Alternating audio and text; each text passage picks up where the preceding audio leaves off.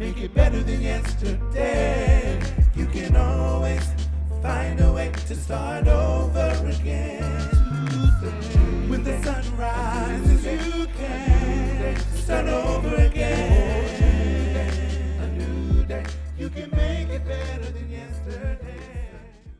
Hey, what's up, y'all? This is your girl Diamond. So we have brought back one of the queens. Look, this woman is all around the world. This woman is doing amazing representation for Black trans women. She is a media strategist, and now she is an author.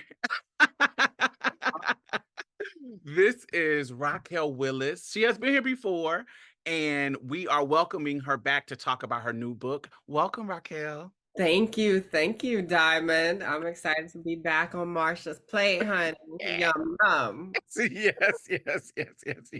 Let's talk about this author journey. So this book is called The Risk It Takes to Bloom. To me, it's a coming of age book where you kind of come to terms with your intersectional identities, the people who inspire you, and you develop, you kind of showcase you developing these radical philosophies and this activist mission. So tell me what inspired you to write. Yeah, well, the interesting thing is I felt like I had a book in me for a long time. Come on. So when I was a journalism student at the University of Georgia, I graduated in 2013. I graduated like 2 months before Orange is the New Black premiered. So right before Laverne Cox kind of took control of the stratosphere. That was like 9 months before Janet Mock released Redefining Realness. And so this was kind of a time of like, there weren't many narratives that I had access to. I didn't know anything about, the Lady Chablis and Hiding My Candy yet, but I knew that there was a Black trans experience that I wanted articulated, and particularly from a Southern vantage point. But you start the idea of a book and you're like, okay, I can do this. And I did some writing then. And then life happened. And then I started out my career not being open about my trans identity in my first job. And then I moved to Atlanta and on, found community organizing, and things shifted. And so fast forward to 2020, the idea had been there, but now I was unemployed because I've been laid off like the rest of our Out magazine staff. The pandemic hit a week after I was laid off. And so I had a lot of time on my hands, honey. Like, you know what? Let's do it. And so that was it. That was kind of the origin of when and why. It was just kind of the timing circled back around. And I think the benefit of writing it now versus maybe when I first had the inkling for it is that thanks to people like Janet and Laverne and Gina Rosero and so many others, I didn't necessarily have to start from like a 101. I was able to hit the ground running in a way that a lot of our girls didn't have a chance to several years ago. Facts. I think that's powerful because, we are adding to a fresh and new but long canon of many queer iconic authors. When we think about like the old school people, like the classic, like James Baldwin or Audre Lorde, Elin Harris, even some new people like you just mentioned, Janet Mock, Darnell Moore, Cicely Bowen. When we think about this kind of new era of authors, why was this book important for you to bring to the canon of LGBT literature? Yeah, well, I think to your point, and maybe kind of riffing off of Elin Harris, but I mean, the Southern Black trans experience has gone unsung. When I think about transness writ large, like it's all overwhelmingly white. So we know there can never be enough Black trans stories, but even of the Black trans experiences that we've seen in a literary sense, there just has not been enough. The last major Black trans Southern memoir was, like I said, The Lady Chablis Hiding My Candy. That was released in 1994. Mhm. I was 3 years old. 30 years ago. Yes. So, I mean, I think that we have been long overdue, but I also hope that it will just serve as a bridge for the stories to come. Because I also know my experience is just, it's as unique as anyone else's. And I've never wanted my story to be a stand in for anybody's or to be seen as monolithic. So I get real about, yes, I'm a Black trans woman, and yes, I have had these privileges in my life that have made my career possible. Mhm. And you talk about this. There's a point in the book where you have a conversation about. So just for anybody who hasn't read it, there's a conversation between a character named, I don't know. Did you change everybody's name? Okay, so For a there's a character. handful that aren't uh, changed. And my family was like, we don't care, girl. So I didn't really change. There's a character named Kane, and there's a character named Alicia. Alessio, yeah. Yes, and so there's a conversation where we talk about, and I think the chapter is A Woman with a Boyhood. I think that's the name of the chapter. For And women with for boyhood. women with a boyhood. And Kane was kind of like talking shit about trans misogyny, kind of invalidating its existence, which is classic patriarchy to me. Yeah. But then later on in that conversation, Alicia was kind of saying, like, girl, like, you don't even know what racism is, because you are light skinned, you are all these kind of things, these markers that kind of they were trying to, in my brain, was kind of invalidating. And you come from a middle class family, was kind of invalidating your experiences. And you were like, yo, like, it may not show up in the same ways that it shows up for you, but it does show up for me in my life. Can you expound on that a little bit? Yeah, so this was, as you said, a point in college after I had met other trans folks, and overwhelmingly, I was surrounded by white trans masculine folks, and lesbians. Like, that's kind of the interesting part, I think, of my origin story into my trans womanhood. Was like, I actually didn't have access to a lot of trans women. And especially in that kind of collegiate space, which I think speaks to, again, some of these privileges. But we were having a discussion about trans misogyny because I had posted something on Tumblr. And this was back when Tumblr was that Poppin'. girl, and we was on it and stuff. Um and it was something about trans misogyny, and this friend, Kane, um felt disrespected that I shared it because he didn't know shit about trans misogyny and was saying, like, this term is a term used to keep trans men down. When I had to explain it, actually has very little to do with you. It's actually more about what feminine folks experience in our society and the ways that femininity is demonized, kind of regardless of whatever package it comes in our Right. society, right? Whether you are cis or trans or even non-binary, right? I mean, you could even be a trans man who has a feminine expression and you might experience some trans misogyny, right? So there's like layers there. But he took it as drawing attention away from this general idea of transphobia. Oh, and not to mention, because he was a little bit older and had been in his transition longer than me, he and Alessio, who was also my partner at the time, essentially, through the fact that I had just started being comfortable sharing my transness publicly, they kind of threw that in my face. So it was kind of this situation where they were like, you talk about misogyny, but you just stepped in the dough yesterday. And it's like, yeah, okay, but you're ignoring that I've been fucking gender nonconforming as long as I can remember. Facts. So the bullies on the playground who was calling me a sissy and gay and like a girl, were already hurling seeds of trans misogyny my way. So don't discount me just because your experience with misogyny has been more legible Hmm. for longer. So that was kind of the point of sharing that. But I think it's also important for us to share that even within queer and trans community, like we have these oppression Olympics that go Hmm. on, right? Or we have these feelings of invalidation that we take out on each other without fully listening to what each other is saying. And it's a parallel. It's a kind of like a mirror or reflection of when cis men, when black women talk about black cis women talk about Yep. massage noir, and we're talking about how there's certain uniqueness that black men can carry when it comes to how they, how they kind of wear us out.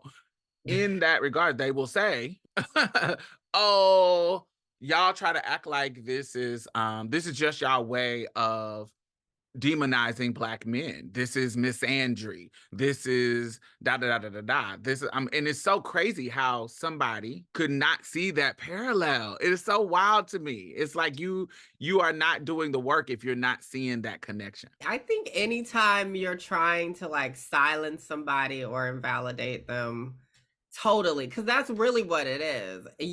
I'm not even really asking you to agree. I'm just asking you to listen and consider what I'm saying. But I mean, I think an element of privilege is this kind of desire to dominate in whatever way possible, whether it's just dominating a discussion. Mm. And I think that shows up a lot in our masculine fam, regardless of where they are in the gender experience. And I think as people who have that privilege or come from that privilege, you got to really, really work through that stuff, and don't think you don't have it in you just because you have identities that may be parallels to the rest of us.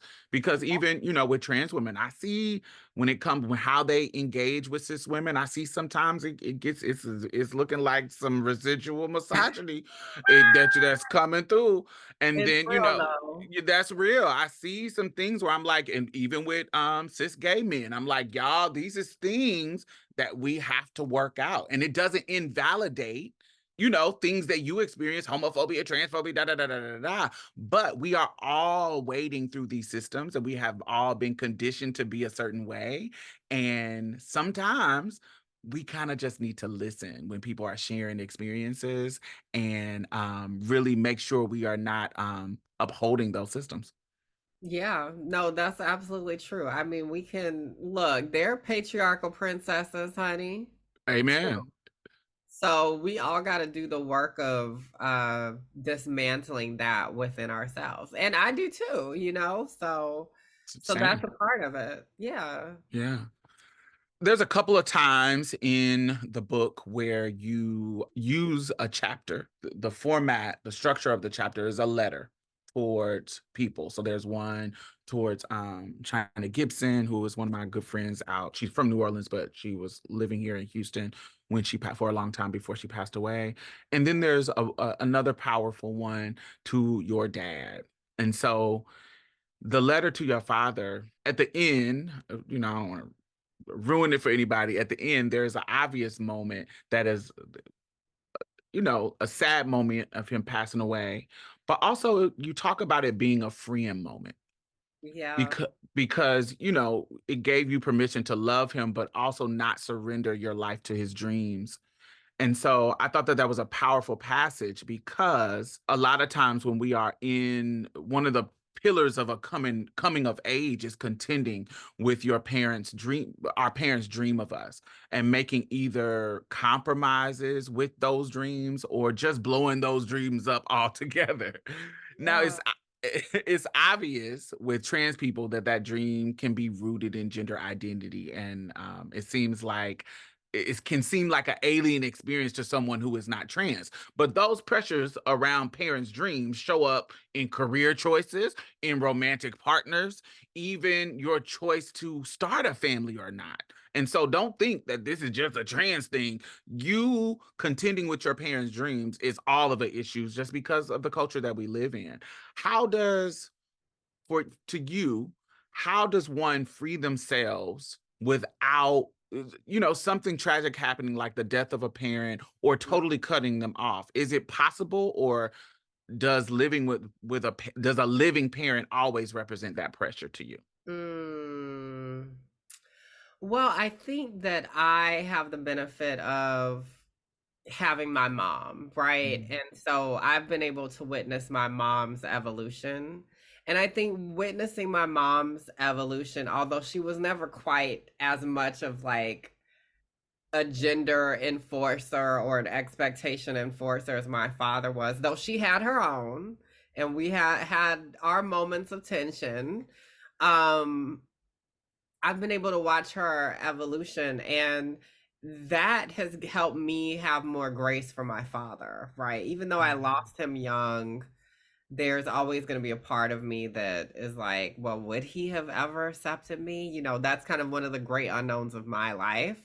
But what helps soothe me is this idea that I should be able to give him grace, that maybe he would have been able to evolve to some point if he had lived on. Though I don't think I would be the same person, right? Because I think his expectations around Black masculinity were so deep and thick and staunch that I don't know if it would have been possible if he remained a living character in my story Mhm. for me to get to that point when I did. It might have happened, but it probably would have happened later, right? And who knows what would have happened. So there are a lot of unknowns there, but I think the grace piece is what helps me, and I hope helps other folks. I think being more mature now than when he passed, because he passed when I was 19, almost 13 years ago, actually this month. I am able to give him more of the benefit of the doubt, I guess. Like, what kind of tools did any of our parents have, especially Black and in the South? My family was also Catholic. Um, and so I try to, even though I was a hard ass, like when Mhm. I was like, oh, I'm gay, oh, I'm queer, oh, I'm trans, I'm not really the most patient person. I know that about myself. So it's really kind of like, if I've made up my mind, this is it, right? Or if I've come to a conclusion, this is it. Um, and also, I think at that time, there just was very little language. And so I'm able to give him some grace there. And I think it's really just about us putting up boundaries, right? So, like, sometimes it does mean you got to cut some folks off, and it might not have to be forever. You might be able to circle back around, and maybe y'all are meeting at the place where your best versions can be in communication with each other. And sometimes you gotta keep going. I've had plenty of friend breakup. Honey, I had some friend breakups in the course of the release of this book, and just tensions, resentment, all kinds of feelings can happen when, there's this moment of tremendous growth and change in your life, right? And sometimes people can't take. I mean, I know you know this. Facts. Sometimes that's just what it is. And you gotta set that boundary. I guess where I am, particularly with my father's relationship, I'm really learning how to give up on that dream, Mm, because with my particular our situations are different. My father is a queer father, but he is a anti-trans queer, anti-trans gay. And I talk about it in the very first episode of Marsha's Play called Daddy's Lessons. And there is moments, it's not a constant, because he hasn't been in my life almost ever. But there is a feeling of sometimes, like when I see, you scrolling through TikTok or scrolling through Instagram, and you see these beautiful father and child moments. not having access to those memories and not having access to those experiences, sometimes it triggers me into feeling that longing that abandonment comes with, that longing of wanting that feeling, that wanting that acceptance. For me, sometimes I have that longing and I don't have access to even trying. We don't even talk to try to build that. And so it makes me feel like, why am I not enough? There's these questions of and it's not like I'm constantly thinking about it, but Right. certain little moments do trigger that, like, God, what is the difficulty of you not trying to build a relationship with me? And I so think that's real though. I mean, yeah. I honestly, not to get all Freud about it, but like, I think a lot of those dynamics, especially feelings of inadequacy or abandonment, can show up in other relationships, whether it's like friendships, whether it's, your relationships within movement and community, and Facts. and of course romantic relationships. Like, I think for me, like someone was asking the other day about like dating, like who do you date? And, I was talking about, I'm attracted to men and masculinity, right? So across the spectrum, dated cis men, trans masculine folks, non-binary folks who are more masculine. Um, and so they were asking me about like race and, like all of these things. And I was like, well, I've dated people of different backgrounds, but in my mind, there's always, I think, some kind of urge around this like idea of Black love, right? And I think some of that comes from a life of having strained relationships in general with men and Mm, masculine folks, right? Like just this kind of, and it starts, of course, I think for a lot of us with our earliest relationships of not being enough, right? And so then it's like, okay, well, I'm not in this gender frame anymore. I'm in a different one, but I'm still holding a lot of those feelings of inadequacy.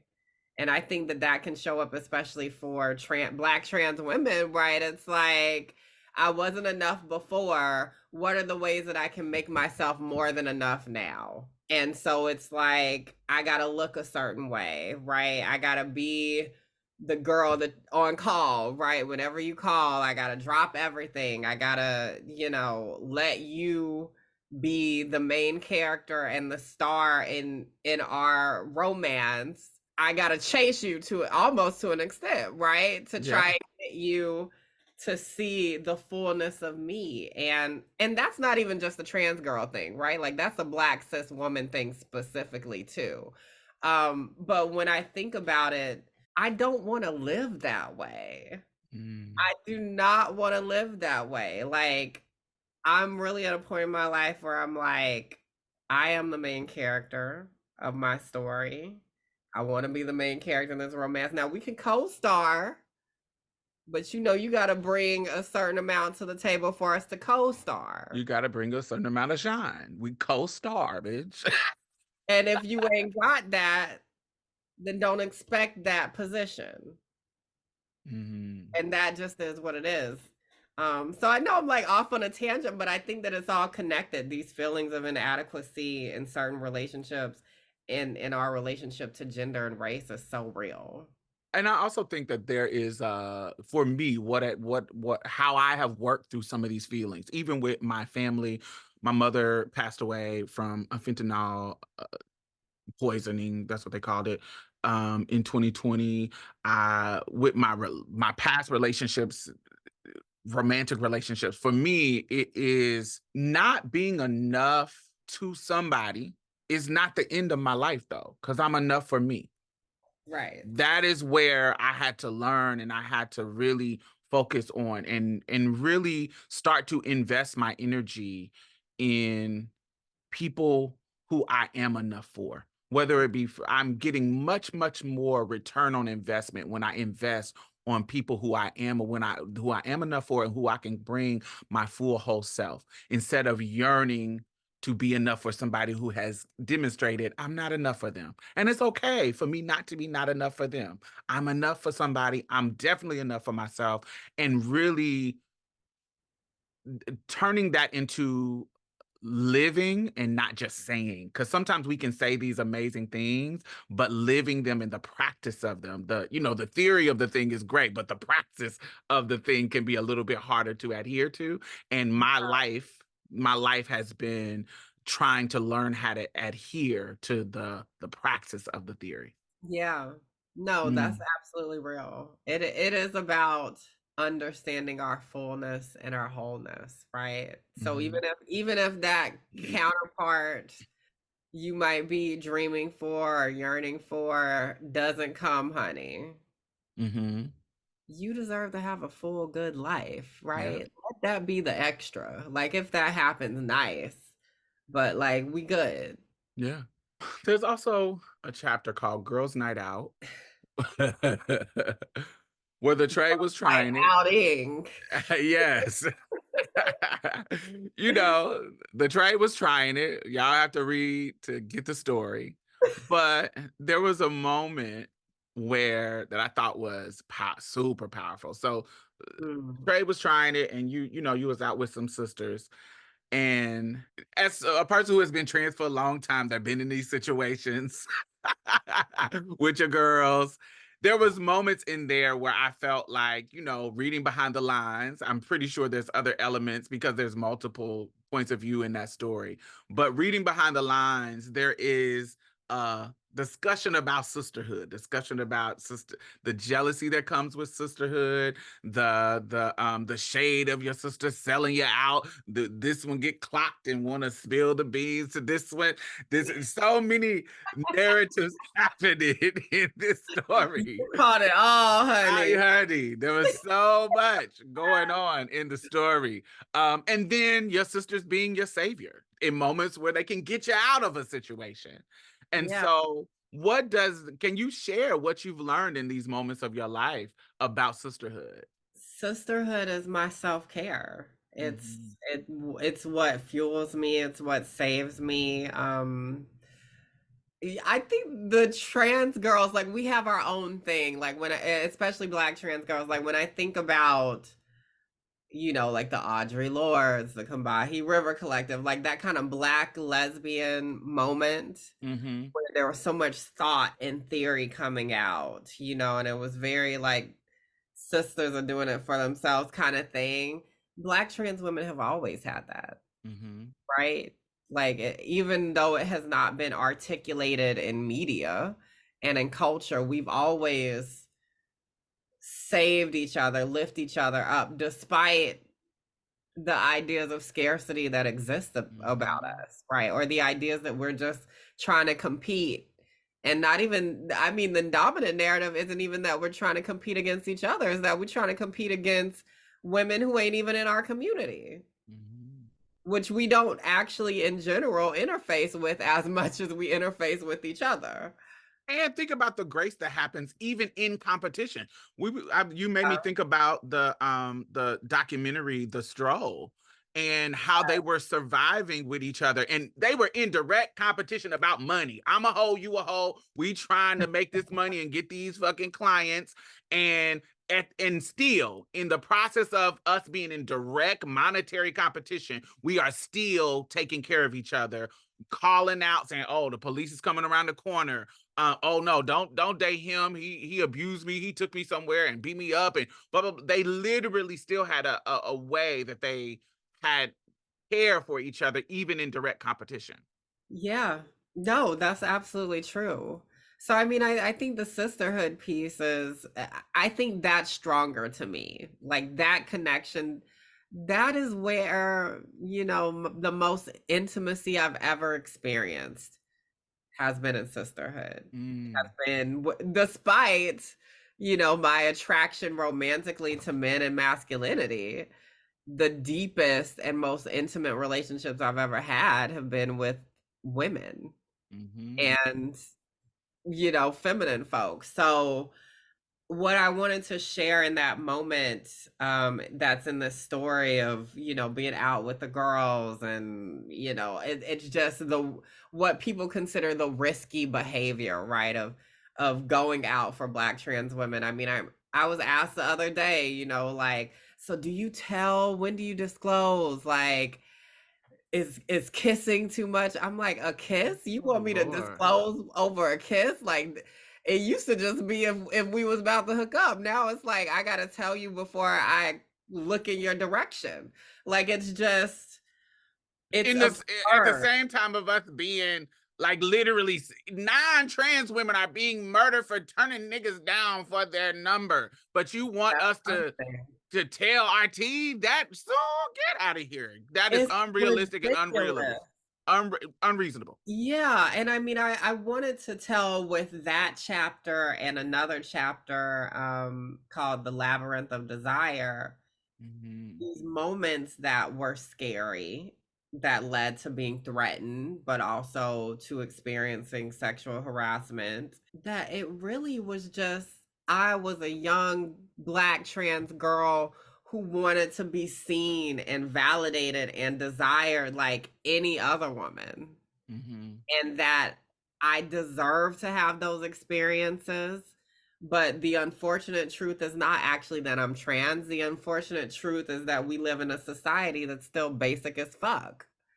And we'd rather have a conversation around what people are calling risky behaviors, which are not really risky behaviors. Me going to hook up with somebody or going out to a club is considered benign for the average cis woman, right? But for me, it's considered risky. We'd rather have a conversation about that than about these men who are so quick to turn violent and insecure when they're confronted with a truth that they weren't expecting or information they weren't expecting. That's the real conversation. The real conversation is like, why y'all not, why the factory ain't making the right kind of men and masculine folk? It's not us. Right.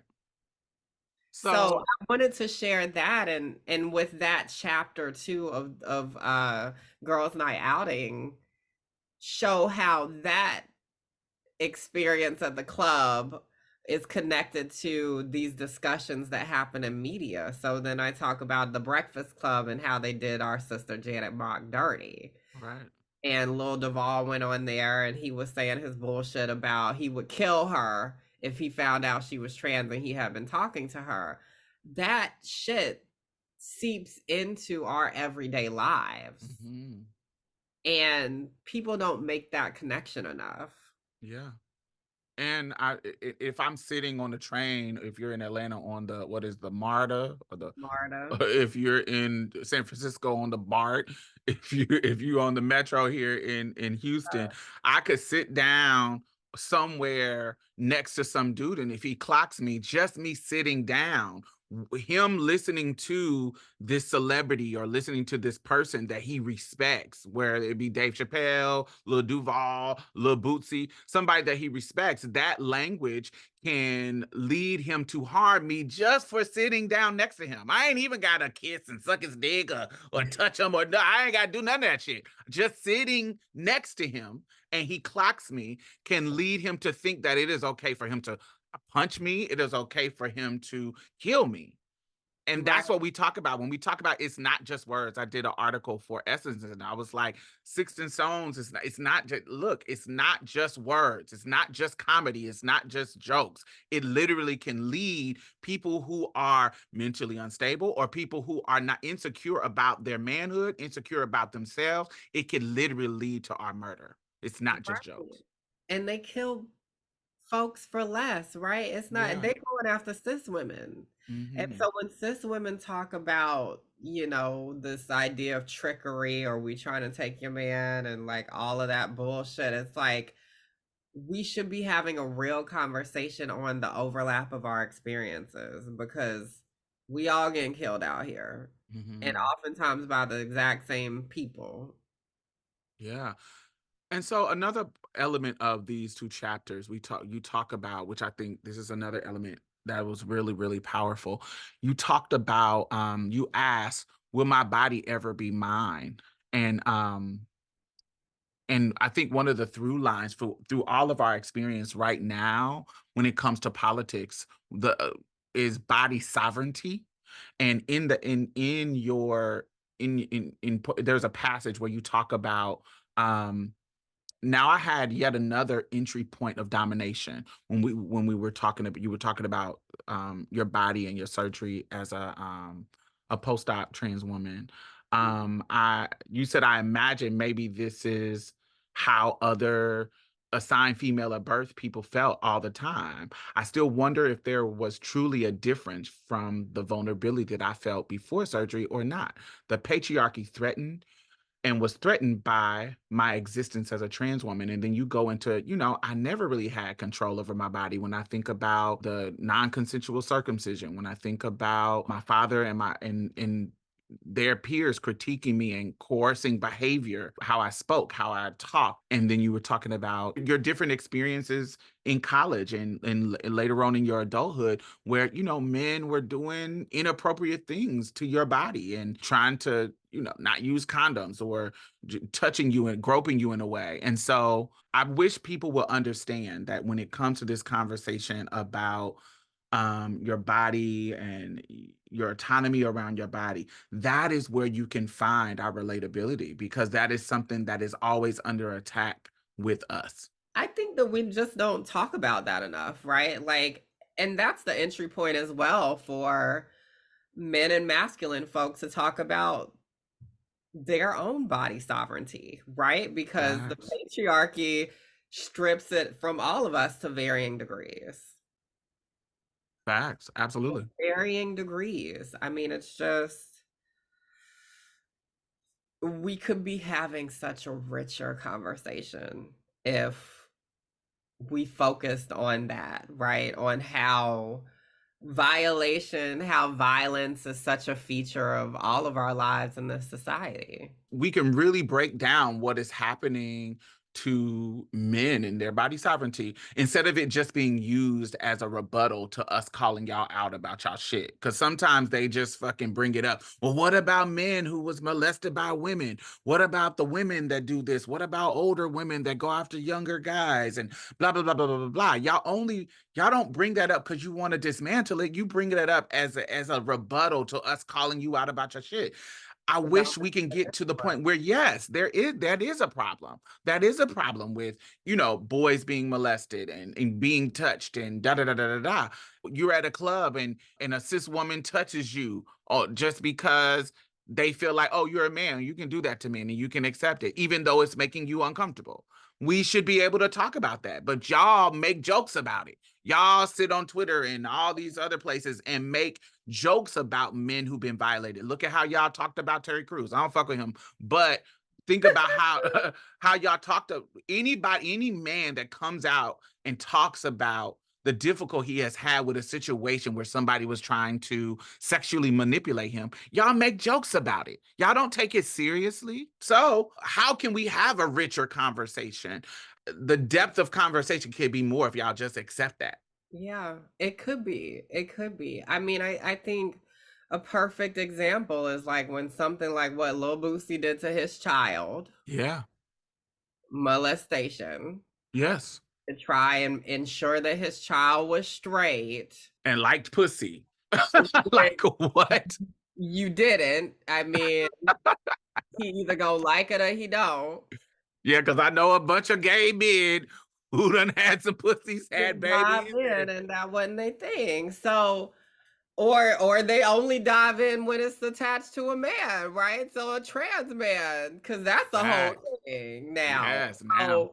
But that is a violation. And then, if a guy says that happens, it's men overwhelmingly who are like, barking and like, oh, you did it, like giving them the dap and the hit, all of that celebration, even though that's a violation. Right.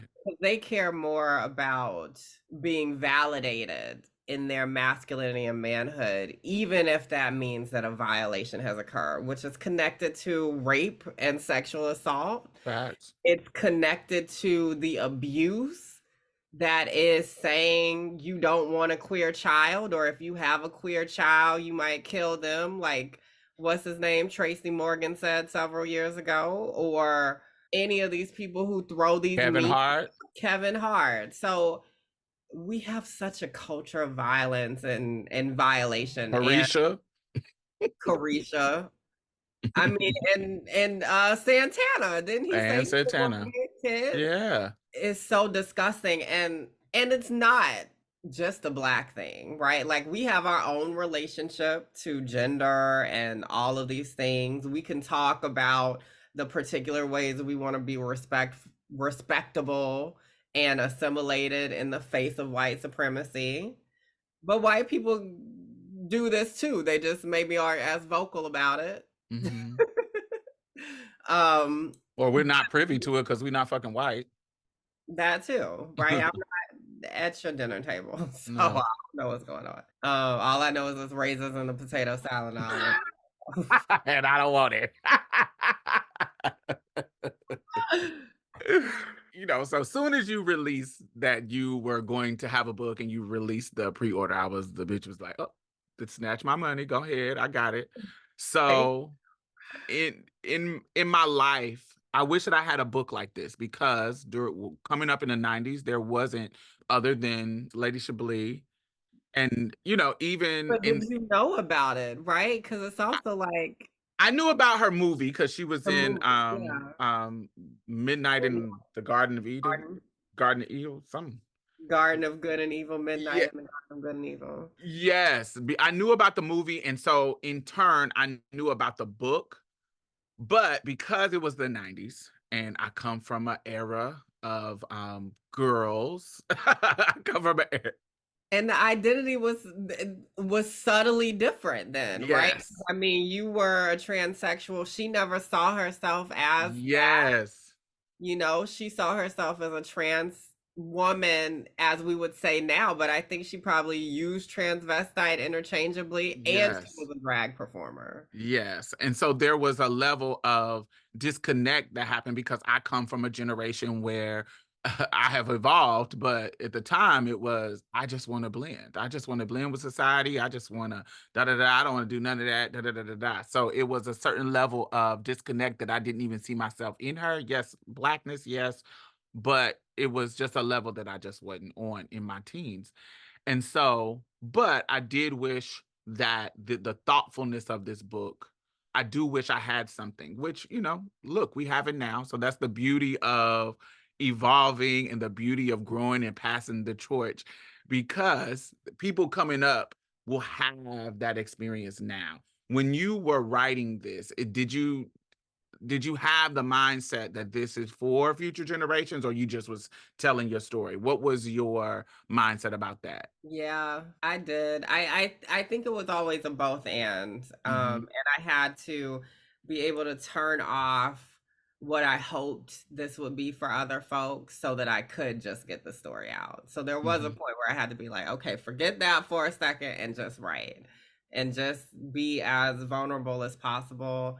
And I had some early like feedback. Janet Mock gave me some early feedback, and I had some other friends and my sister who gave me my origin sister who gave me feedback on just being more vulnerable on the page. So that was a thing, but I didn't know that this book would, I don't know, have to be something to the unnamed, the faceless, and maybe the unborn at at that point, because that's so much of Black trans history, right? It's like we have to find the breadcrumbs and the nuggets, and even if nobody read it today, like hopefully somebody 15, 30 years from now would find it and be like, oh, this woman wrote this, that speaks to my experience. I hope that could be that. And then also, I mean, we live in a time of book bans, curriculum bans. I mean, I'm constantly thinking of the Nazi book burnings that burned a lot of like archived trans history from people like Magnus Hirschfeld, right? So like we've lost things along the way too that we will never get back because of Yeah. the eras of intense fascism and hate. So there's also always that fear, right? Will Yeah. my legacy be completely obliterated? Right. I think when you said breadcrumbs, that was powerful too, because, even throughout the string throughout each chapter, there are these moments where you are kind of, I don't want to say not name dropping isn't the right thing, but you kind of just giving connection to other things in the culture that is, that could spark somebody in the future reading it. They'd be like, oh, what is she talking about? Like, what is this? Even, like talking about China Gibson and talking about, some clubs in Atlanta that you reference, and just different historical moments that when I look in my past, I was like, oh yeah, the Jungle was a staple ass fucking club that I wasn't even in Atlanta, but I remember, hey, when we go to Atlanta, we're gonna go to the Jungle. It's that kind of element. And I'm somebody who I went to the original Frank Nick as a Right. teenager. So there's certain things that that are staples of that era. And I was like, oh yeah, she mentioned that. And so I think that this is an important book in regard and recommended to me for everyone, but especially providers, like who, if you work trans folks, but if provide services for trans people, I think it's really, really important that you read this book. I think not only is this a unique memoir, Unique. but yeah, I think it's unique. I think it's unique because, like you said, I think that it's a Southern point of view, and so it gives a context that, look, most Black people in America live in the South. Most queer people in America live in the South. Let's just say that. I know the focus is on the West Coast and the East Coast and da da da da da, but the numbers, the data said that Well, most yeah. Black folks and Black queer folks live in the South, and so we need more stories from that region, and so that's why I feel it's powerful and unique. And I talk about it in the book. Like I grew up, it was like if you any kind of different, go to New York City or go to San Francisco. That was it. I mean, I don't even remember shows that were based in Georgia on like Facts. sitcoms and TV. I don't remember any of that, right? I don't remember anything based in Texas. Dallas, but that wasn't for us. Right. That was before I was born and that wasn't for us. So like all of that. So I hope it can add to that like Southern canon. But also, I mean, the other part of this is that it's a dispatch in a way of a young Black trans millennial who also lived through the height of the movement for Black lives, right? And Hmm. so we don't have much of those experiences documented, or this kind of era that I consider to be the height of like Black trans movement, Right. like witnessing, when Elon Nettles was murdered, right? Like I really see that as a pinpoint of like that was a Trayvon Martin situation for a lot of Black trans folks Right. in terms of organizing. Because by then, we had these kind of figures, like public figures rising, like Janet and Laverne, right? Who tapped into those moments, or like what happened to CC McDonald. You Yeah. know, like we have so much of this, and of course, Monica Roberts archived and documented so much of that for us, Facts. and was such an inspiration. And honestly, if I were to add a letter, it would have been to her, right? Unfortunately, her passing came in the process of writing the book and finishing the book, but she is a North Star to me in terms of storytelling, and Black trans power, because Hmm. she had the audacity to be like, we deserve news that's just about us. Yeah. Our stories are enough. And you know that's so powerful, because I see that seed in all of us, like people who are creating content now and creating things and rising to the occasion of this kind of trans renaissance. Because I remember in my own experience, the first, and this is years ago, this is before any of this. This is like 1999. Yeah. When I sued my high school, my aunt called me and said that somebody wrote in the paper about me suing them. And when she told me the name, it was Monica, because Monica lived and had a column in Louisville, Kentucky, which is an hour away from Indianapolis. And I was like, she just was saying that somebody wrote about you in the paper down here. And fast forward to 2008, because I started my YouTube channel in 08, and she Right. started Transgrio in 06. And so because I'm trying to do the video form, I'm searching shit on the internet, and she keeps popping up, keep popping up, like the Transgrio keeps popping up. And I'm like, who is this lady? And we meet each other in Charlotte, North Carolina. And she talks about, and she tells me, she says, yes, I wrote about you in my column in Louisville, Kentucky. I was like, what? Was you?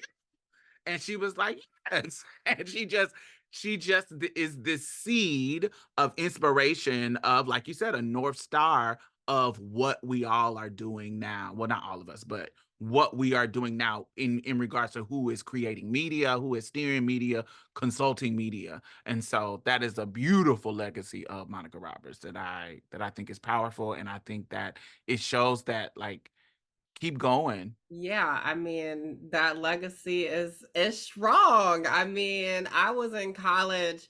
I mean, I found Transgrio in college, probably like 2011. So that's wild because I was in journalism school. Right. And, we weren't saying nothing about no black trans people child in that school.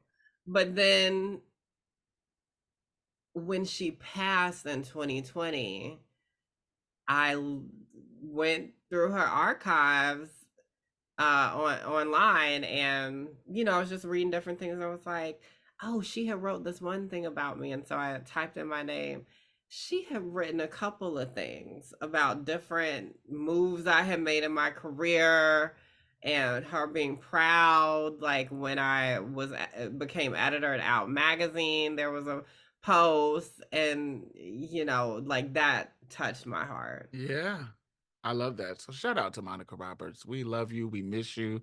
I think Oprah was talking about it when she was talking about legacy and how Maya Angelou was telling her about legacy. And she was like, you won't know your legacy, because your legacy is everybody that you have touched. And what I keep seeing, as we're talking about it now, what we keep seeing is just how many people Monica has touched and steered in this kind of direction of trans renaissance and excellence. And, shout out to her. Yeah. And shout out to you. I try to do my thing. You are doing always. Archive is long too. It is. So tell us what's next for you. What is on the horizon? What is coming up? And what's going on in Raquel Willis's world? Yeah, well, I have a few new, book ideas that are slowly percolating.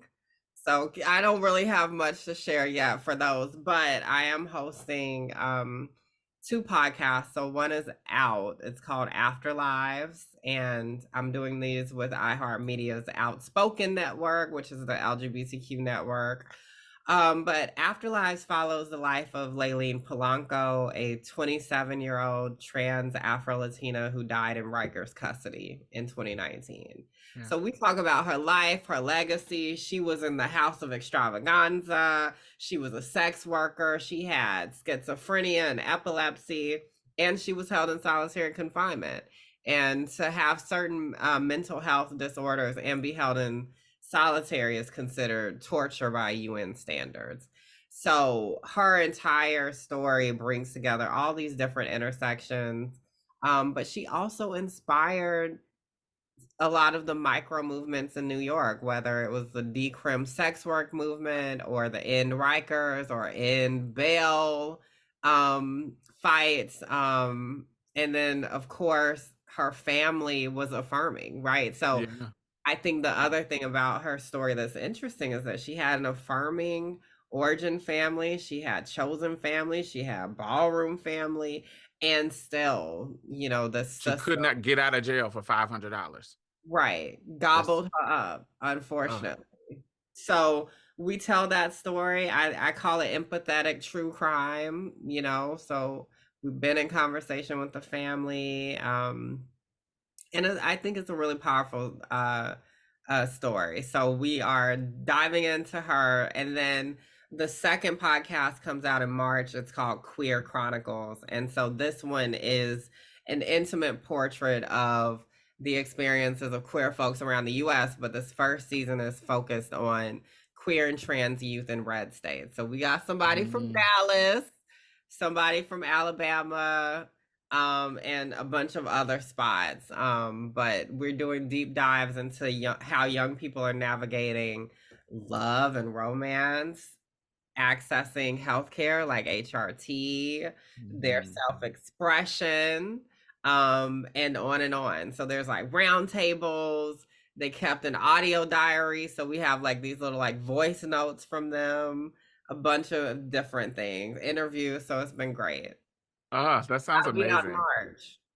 Oh, I love that. I love that. I love that. So, look, have definitely risen to one of my favorite trans voices that has come out in the past 15 years. That's a big Um, deal. it is like it is because as somebody who cares about community and watch everybody. I watch everybody to see what they're doing and see how they're growing and what they're contributing to the movement. And there's some standout people, and you are definitely one of those people.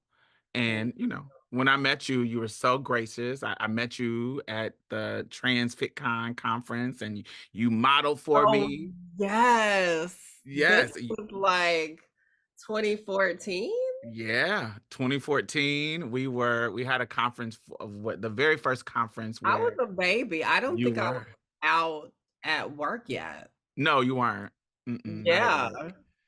And we had me, Neo Sanja, and other folks. I can't remember. Bucky Motter. It was a couple of people. Uh, We had thrown this conference, and it's the brainchild of Neo Sanja of trans bodybuilding, and so it was called Trans FitCon.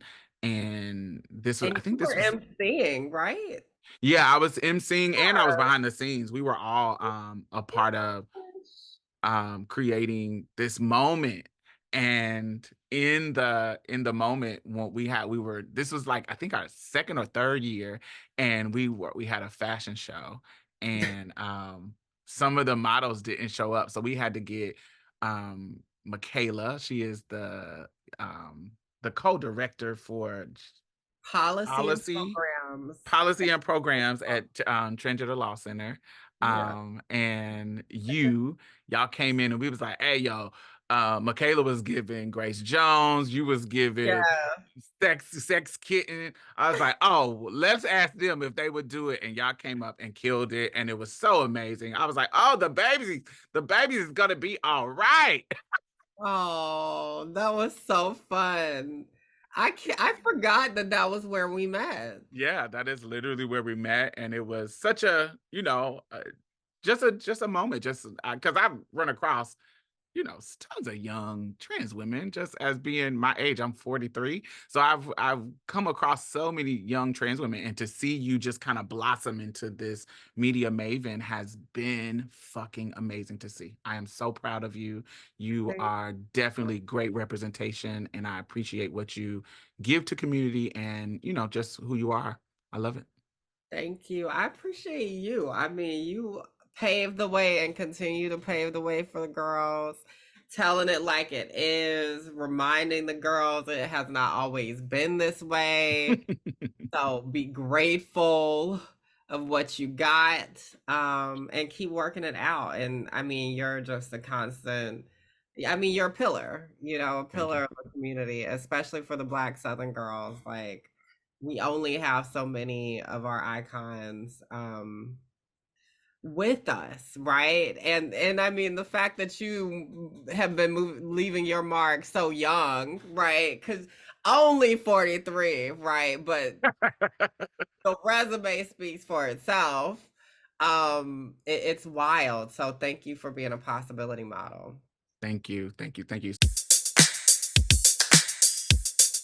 Gimme euphoria, more than peace of mind. It's the All right. So last but not least, this is what we end the show with every single time. Because we so focus on our disparity as trans people, and kind of focus on dysphoria. I like to focus at the end on euphoria. Something really, really simple. It could be mundane, it could be deep, it could be whatever. But what is bringing you euphoria this week? Being back in my bed, honey. My own bed. No hotel bed, nobody else's bed. My bed with my fluffy comforter. I have a little weighted blanket, honey, to keep me grounded. That's what's bringing me joy. I love that. What is bringing me joy this week is we have been this week at the Creating Change conference and seeing the leadership there. There's a Black woman leader, Kiara, what's her last name? Johnson. Kiara Johnson, and just seeing her maneuver some of the hot moments and maneuvers that, even threats of protest and how she handled it, and just the beauty of how her as a leader handled it and stepped up brought me joy. And just being a community of creating change and avoiding some of the fires that I saw around me. And Little fires everywhere. It was little fires everywhere. And so me avoiding them and being about my business and minding Diamond's business and doing her thing that she does, but still being in community and learning how to be in what Kiara talked about. Principled struggle. Principled struggle. Mm-hmm. Principled struggle. And, we ain't got to totally agree, but we can be in principled struggle together. And that ministered to me. And I thought that was dope and brought me euphoria this week. So y'all hit us up, hashtag March's Plate, and make sure you let us know what has brought y'all euphoria this week. So tell the people where they can find you. You can find me at raquelwillis.com, RaquelWillis. And the book, The Risk It Takes to Bloom, you can get it wherever you get fine books, honey. If you can't find it locally, I would suggest ordering from bookshop.org.